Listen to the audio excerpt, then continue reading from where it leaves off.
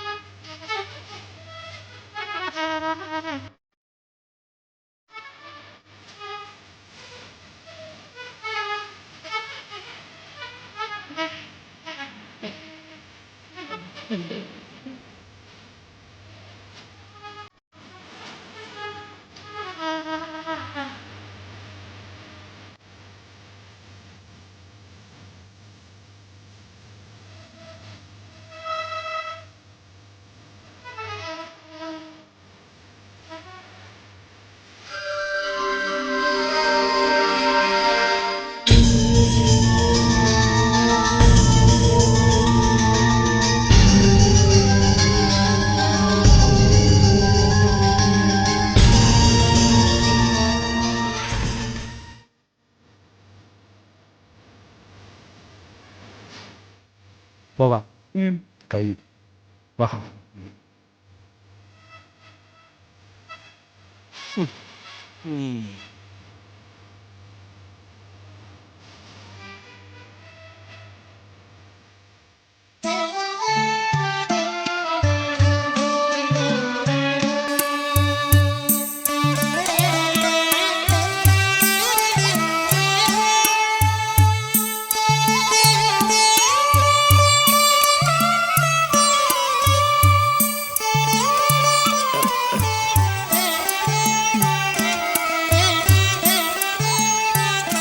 വരൂ.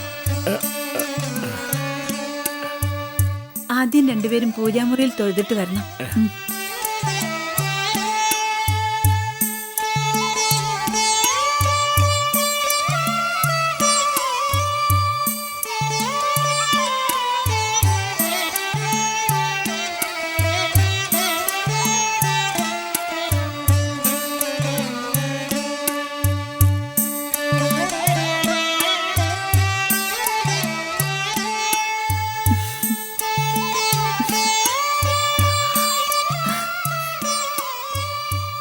ഇനി ഇത് നളിനിയുടെ വീടാണ്.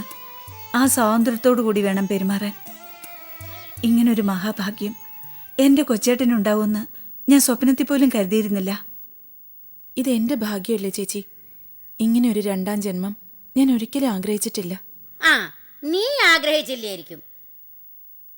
പക്ഷേ ഞാൻ ഗുരുവായൂരപ്പന്റെ കീർത്തനം പാടുമ്പോഴെല്ലാം ഇത് തന്നെയാ പ്രാർത്ഥിച്ചിരുന്നത്. എൻ്റെ മോക്ക് ഒരു രണ്ടാം കല്യാണം ഒത്തു കിട്ടണേന്ന് എൻ്റെ പ്രാർത്ഥന ഗുരുവായൂരപ്പൻ കേട്ടു. ഈ ഗുരുവായൂരപ്പൻ ആരാ? സാക്ഷാൽ മഹാവിഷ്ണു. മഹാവിഷ്ണുവിൻ്റെ മകനല്ലേ ധർമ്മശാസ്താവ്? ശാസ്താക്ഷേത്രത്തിൽ വെച്ചല്ലേ സുകുമാരൻ എൻ്റെ മോളെ കണ്ടതും ഇഷ്ടപ്പെട്ടതും?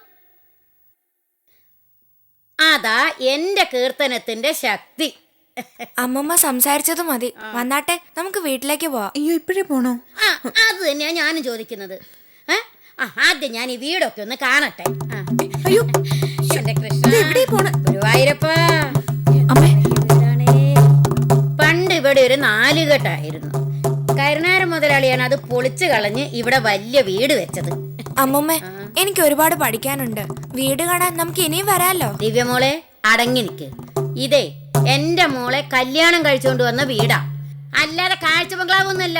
പെട്ടെന്ന് അങ്ങ് ഇറങ്ങി പോവാൻ അല്ലേ സുഭദ്രമോളെ? അത് ശരിയാ, ഈ വീട് കാഴ്ച ബംഗ്ലാവൊന്നും അല്ല. ഇവിടെ ഒരു കല്യാണ വീട്ടിൽ ആൾബഹളമൊന്നുമില്ലല്ലോ. കൊച്ചേട്ടന് നളിനി മുറി പോയി റെസ്റ്റ് എടുക്ക്. എത്ര നല്ല വീട്, എത്ര നല്ല സ്ഥലം. ഇതെല്ലാം നന്നായി നോക്കി നടത്താൻ സുശീലയെ കൊണ്ട് പറ്റൂ? അമ്മ മാത്രമല്ലല്ലോ, ഞാനും ഇവിടെയല്ലേ താമസിക്കുന്നത്. പിന്നെ നാളെ മുതൽ നളിനി ആൻറ്റി, അല്ല കൊച്ചമ്മായി ഉണ്ടല്ലോ. ഞാൻ അതല്ല മോളെ ഉദ്ദേശിച്ചത്. എന്നെപ്പോലെ പ്രായവും പരിചയം പക്വതയുള്ള ഒരാൾ കൂടി ഉണ്ടെങ്കിലേ ജോലിക്കാരെ നിലയ്ക്ക് നിർത്താൻ പറ്റൂ. അങ്ങനെ നിലയ്ക്ക് നിർത്താൻ ഒരുപാട് ജോലിക്കാരൊന്നും ഇവിടെ ഇല്ല, 2 പേരേ ഉള്ളൂ. അമ്മയും ഞാനും കൊച്ചമ്മാവനും ഒക്കെ നന്നായി ജോലി ചെയ്യുന്നവരാ. അമ്മുമ്മേ, അമ്മ അമ്മുമ്മയോട് പറഞ്ഞ കാര്യങ്ങളൊന്നും മറക്കണ്ട. വേഗം വേഗം ഇങ്ങോട്ട് വന്നേ, നമുക്ക് വീട്ടിലേക്ക് പോവാം.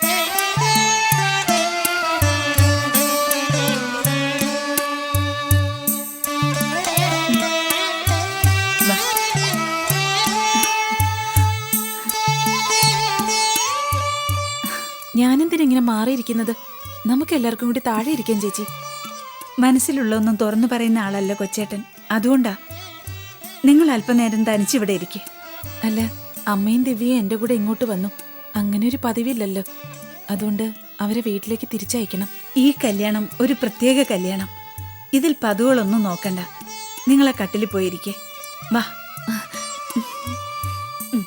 അല്ലാതെ ഇരിക്കെ.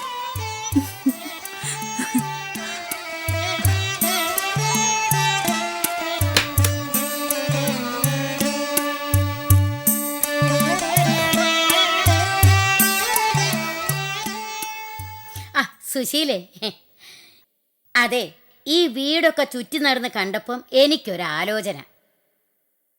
എൻ്റെ ആഗ്രഹം തുറന്നു പറഞ്ഞ സുശീലയ്ക്ക് മറിച്ചൊന്നും തോന്നരുത്. നളിനിയുടെ കഴുത്തിൽ കൊച്ചേട്ടൻ താലി കെട്ടിയ നിമിഷം മുതൽ നളിനിയുടെ അമ്മ എൻ്റെ അമ്മയായി കഴിഞ്ഞു. അതുകൊണ്ട് സംസാരത്തിലും പ്രവൃത്തിയിലും നളിനിയോട് കാണിക്കുന്ന സ്വാതന്ത്ര്യം അമ്മയ്ക്ക് എന്നോടും കാണിക്കാം. അതെ, ഇത്രയും വലിയ വീട് ഇവിടെ കിടക്കുമ്പോഴേ ഞാനും ദിവ്യമോളും ആ കൊച്ചു വാടക വീട്ടിൽ താമസിക്കുന്നത് ശരിയാണോ? നീ ഉണ്ടായില്ലേ? വലിയൊരു സംസാരിക്കുന്നിടത്ത് പിള്ളേർക്ക് എന്താ കാര്യം? തീർച്ചയായും ശരിയല്ല. നളിനി ഈ വീട്ടിൽ അംഗമായി കഴിഞ്ഞില്ലേ? അമ്മയും ദിവ്യയും കൂടി ഇങ്ങോട്ട് പോന്നോളൂ. എന്റെ അമ്മ സമ്മതിക്കില്ല, തീർച്ച. കല്യാണം നിശ്ചയിക്കുന്നതിന് മുമ്പ് തന്നെ അമ്മ അങ്ങനെ പറഞ്ഞിരുന്നു. നിന്നോടല്ലേ മിണ്ടാതിരിക്കാൻ പറഞ്ഞത്? അത് സാരമില്ല, നളിനിയോട് ഞാൻ പറഞ്ഞോളാം. നാളെ തന്നെ ഞങ്ങൾ ഇങ്ങോട്ട് പോരാം. അവിടെ കിടക്കുന്ന സാധനങ്ങളെ കിട്ടുന്ന വിലയ്ക്ക് അങ്ങ് വിൽക്കാം. ആ കട്ടലും പ്ലാസ്റ്റിക് കസേരകളും ഒക്കെ ഇവിടെ കൊണ്ടുവന്നിട്ടാലേ നിങ്ങൾക്കാ മാനക്കേട്. അമ്മമ്മ ഈ കാണിക്കുന്നതോ മാനക്കേട്? അമ്മ അന്ന് പറഞ്ഞെല്ലാം കല്യാണം കഴിഞ്ഞ ദിവസം തന്നെ മറന്നു. അമ്മമ്മ ഇവിടെ നിന്നോ, ഞാൻ നമ്മുടെ വീട്ടിലേക്ക് പോവാ. എനിക്ക് ഒരുപാട് പഠിക്കാനുണ്ട്. അപ്പൊ സുശീലേ, എന്നാ നമ്മൾ പറഞ്ഞു തീരുമാനിച്ചതുപോലെ ഇപ്പൊ ഞാൻ പോട്ടെ. ഇപ്പൊ പോയി.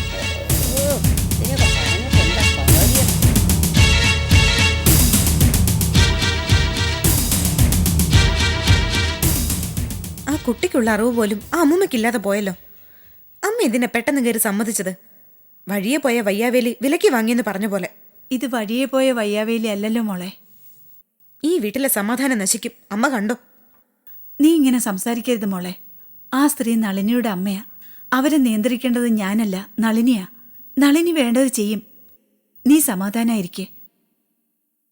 എനിക്ക് ഒരേ ഒരു വിഷമേ ഉള്ളൂ. ഈ കല്യാണത്തിന് സാക്ഷിയാകാൻ ചേട്ടത്തി വന്നില്ലല്ലോ എന്ന വിഷമം. കോയമ്പത്തൂരിൽ നിന്നും അമ്മായി മുരുകൻ ചേട്ടൻ ജോലി ചെയ്യുന്ന സ്ഥലത്തേക്ക് തന്നെയായിരിക്കും പോയത്. പക്ഷേ ആ സ്ഥലം ഏതാണ് ഈശ്വരന് മാത്രം അറിയാം.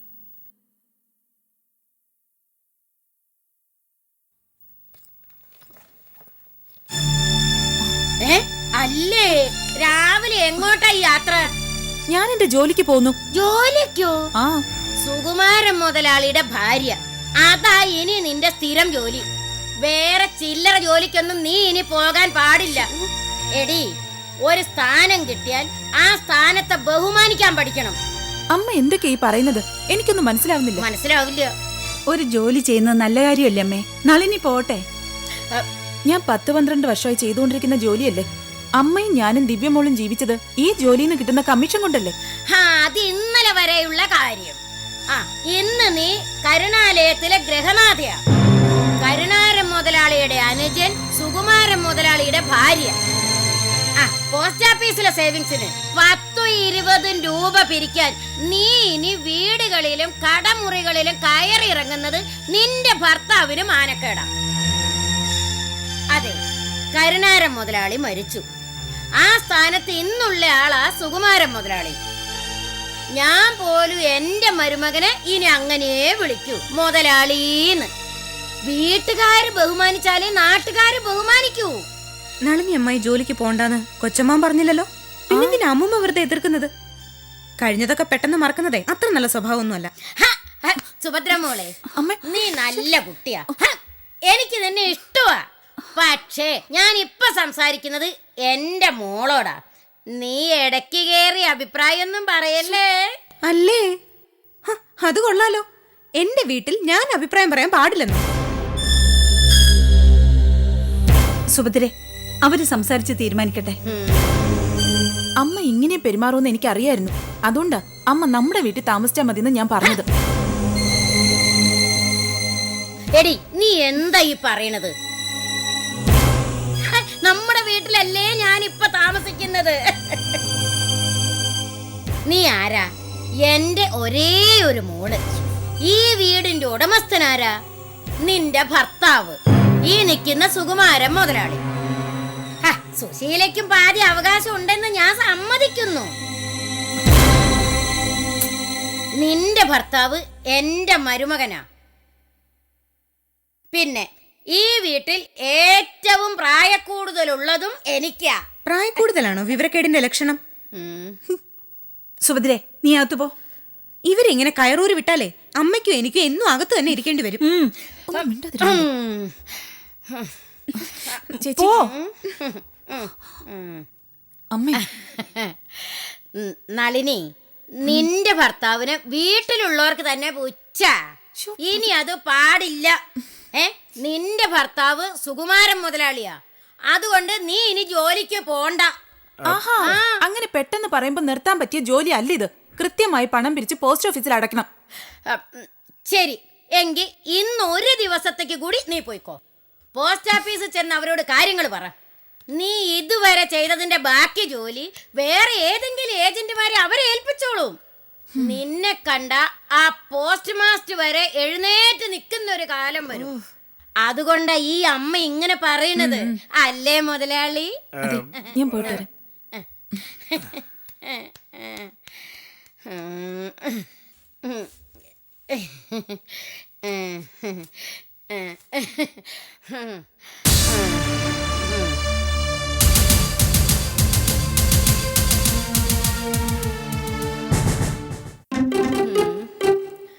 സുഭദ്രേ, ഈ മുരിങ്ങയിലൊന്ന് ശരിയാക്ക്. തോരൻ വെക്കാനാ. ചെലന്തിവാല ഉണ്ടോന്ന് പ്രത്യേകം നോക്കണം. അതെ, കല്യാണം കഴിഞ്ഞ പുരുഷന്മാര് ധാരാളം മുരിങ്ങലയും മുരിങ്ങക്കയും കഴിക്കണം. എങ്കിലേ ധാതുപുഷ്ടി ഉണ്ടാവൂ. ഗോവിന്ദൻകുട്ടി, ആ തെങ്ങിന്നൊരു കരിക്കടർത്ത്. വേഗം ശരിയാക്ക്. വേഗം വേഗം.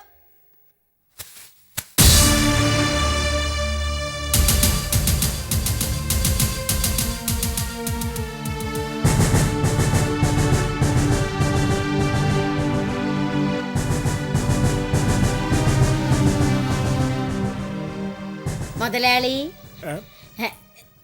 ഈ കരിക്കങ്ങ് കുടിച്ചാട്ടെ. പ്രാതലിനും ഉച്ചയൂണിനും ഇടയ്ക്ക് ദിവസവും ഓരോ ഇളനീര് കുടിക്കണം. കുടിച്ചാട്ടെ. കല്യാണമൊക്കെ കഴിഞ്ഞതല്ലേ, ഇനി ശരീരം നോക്കണ്ടേ? അതെ, ഞാൻ മുതലാളിന്ന് വിളിച്ചാലേ മറ്റുള്ളവരും വിളിക്കൂ. പക്ഷേ ഒരു കാര്യം, മുതലാളി മുതലാളിയെ പോലെ നിൽക്കണം. വേലക്കാരന്റെ മറ്റേ നിൽക്കരുത്. അതെങ്ങനെയാ? സ്വന്തം പെങ്ങളും അനന്തരവളും പോലും മുതലാളിക്ക് ഈ വീട്ടിൽ വേലക്കാരന്റെ സ്ഥാനല്ലേ തന്നിട്ടുള്ളൂ. സുകുമാരൻ മുതലാളി, ഈ ഓട്സ് അങ്ങോട്ട് കുടിച്ചാട്ടെ. അമ്മയ്ക്ക് നാണമില്ലേ സ്വന്തം മരുമകനെ മുതലാളിന്ന് വിളിക്കാൻ? ഈ വീട്ടിൽ അമ്മ ആടുന്ന ആട്ടം കാണുമ്പോ എന്റെ തൊലി പൊളിയുന്നു. അമ്മയോട് ഞാൻ ആദ്യമേ പറഞ്ഞതാ അമ്മ ഇവിടെ താമസിക്കാൻ വരരുതെന്ന്. കേട്ടില്ല.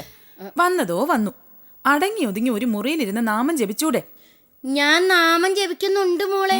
ഇതാ ഈ സമയത്ത് പോലും ഉള്ളിന്റെ ഉള്ളിൽ ഞാൻ നാമം ജപിച്ചോണ്ടിരിക്കുക. അച്യുതം കേശവം രാമനാരായണം കൃഷ്ണദാമോദരം വാസുദേവം ഭജേ. ദേ, ഇങ്ങനെ ദിവസം 24 മണിക്കൂറും ഞാൻ കൃഷ്ണനാമം ജപിച്ചത് കൊണ്ടാ നീ ഇപ്പൊ ഇവിടെ ഇങ്ങനെ നിൽക്കുന്നത്. എടി, നിന്റെ ഭർത്താവ് ശരിക്കും മുതലാളി തന്നെയാ. ഒരു കൊച്ചു രാജാവ്. ഞാനത് കണ്ടുപിടിച്ചു. ആ, സ്വന്തം പെങ്ങളും അനന്തരവളും എന്തിന് അടുക്കളക്കാരി പോലും ഈ മുതലാളിയെ തൊഴിലാളിയാക്കി കളഞ്ഞു. ഇനി അത് നടക്കില്ല. എന്റെ മരുമോൻ മുതലാളി തന്നെയാ. ഓ ആ, അയ്യോ, ഈ ഗ്ലാസ്സിൽ ഓട്സ് ബാക്കിയുണ്ടല്ലോ മോനെ. ഇന്നാ ഇത് മുഴുവൻ അങ്ങൂറ്റി കുടിച്ചേ. അയ്യോ, എടി നളിനി, ഇതൊക്കെ നീ ചെയ്യേണ്ട കാര്യങ്ങളാ. പാവം, കിട്ടുന്ന ആഹാരവും കഴിച്ച് വീടിന്റെ ഒരു മൂലയ്ക്ക് അടിമയെ പോലെ കഴിയല്ലായിരുന്നു ഈ സുന്ദര കുട്ടൻ. ഇനി അത് നടപ്പില്ല. ആ, നല്ല ഭക്ഷണം, നല്ല വിശ്രമം. വല്ല അണ്ടനും അഴകോടനും ഒക്കെ വീട്ടിൽ വന്ന മുതലാളിക്ക് തൽക്കാലം നിങ്ങളെ കാണാൻ സമയമില്ല എന്ന് തന്നെ പറയണം. ആ, അങ്ങനെ പതുക്കെ പതുക്കെ സുകുമാരൻ മുതലാളിക്ക് ഈ നാട്ടിൽ പണ്ട് കരുണാരൻ മുതലാളിക്ക് കിട്ടിയ സ്ഥാനവും മാനവും കിട്ടും. അത് കണ്ടിട്ടേ ഈ രാജമ്മ കണ്ണടയ്ക്കൂ. ദേ, അമ്മ ആവശ്യമില്ലാത്ത ഈ സംസാരം മതിയാക്കി പോയി കിടന്നുറങ്ങാൻ നോക്ക്. ദിവ്യമോക്ക് ഒരുപാട് പഠിക്കാനുണ്ട്. അമ്മ അവളുടെ അടുത്ത് കിടന്ന് ഉച്ചത്തിൽ നാമം ജപിക്കരുത്. അർത്ഥമില്ലാത്ത നാമജപം. എടി, നീ എന്താടി പറഞ്ഞത്? എന്റെ നാമം ജപത്തിന് അർത്ഥമില്ലെന്നോ? നീ ഇങ്ങോട്ട് വാ. ഒത്തിരി അർത്ഥമുള്ള ഒരു കാര്യം എനിക്ക് നിന്നോട് പറയാനുണ്ട്. എനിക്കൊന്നും കേൾക്കണ്ട. ഇങ്ങോട്ട് വാടി, ഇങ്ങോട്ട് പോ.